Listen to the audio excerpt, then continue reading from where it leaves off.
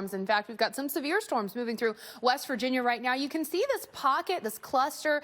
We're going to call it an MCS diving to the really east-southeast at this point. But where you see this yellow outline, all of that lightning, that is where we have our severe thunderstorm warning. This, of course, coming with some heavy rain and some lightning, but also possibly producing some quarter-sized hail. That's what has given us this severe thunderstorm warning. You can see that is going to cross over that I-79 corridor just north of Charleston. So Charleston, it might be quiet for you currently, but you're going to have that strong storm moving near you. You'll probably be hearing some of that thunder. You can see this pocket of rain all continuing to make its way toward that I-81 corridor. Kind of quiet for you right now in Roanoke, but you're going to have this first kind of pocket of storms moving through, and then you'll get a break later in the day, and then you're going to have another round of storms as we head into tonight, and some of those could be strong. So here's the general picture of what's going on. We've still got that kind of ridge in the subtropical jet, but if you see this little swirl that we kind of have going on up there near Canada, well, that is going to be providing the energy as it sweeps to the southeast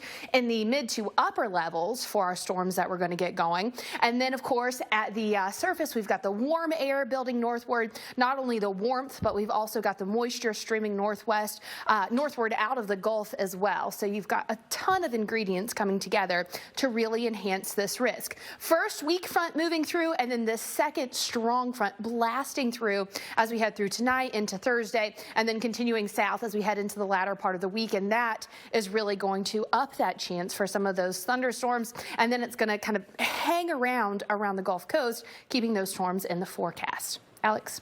So yeah, exactly what we're going to be dealing with. So let's time it out for you. Now, most of us are actually going to end up staying pretty dry through the early part of the day. So Nashville, I'm starting you out at 6 p.m. local time this afternoon. You'll notice maybe a shower here or there in the northern cities before that. But this does not begin to blast in until we head into our overnight hours. You can see moving into Nashville, Portland, Clarksville, all getting that line of strong storms moving through. So this is going to be a nighttime storm activity, a nighttime storm event. So you want to make sure you have some way to get those storm alerts. Starting you out at 8 p.m. for Louisville and into Lexington, you can see by 10 p.m. we've got those storms blasting into Louisville, and then watch what happens. They're going to eventually kind of fill in and make their way toward Lexington as well. That 64 corridor around midnight is going to be completely covered in that heavy rain and those strong storms. And once again, you're going to have those gusty winds, that hail, and we can't rule out an isolated tornado either. Birmingham, we're heading into the early afternoon. You'll have some rounds of showers to begin the early afternoon. Some storms bubbling up as we head into the mid-afternoon as well. Some of those could be strong,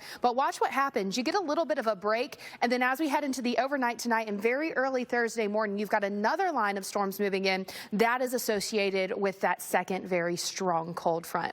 Well, with tornadoes possible today in part of the mid-Mississippi, Ohio, and Tennessee valleys, people in those areas may be dealing with severe weather watches.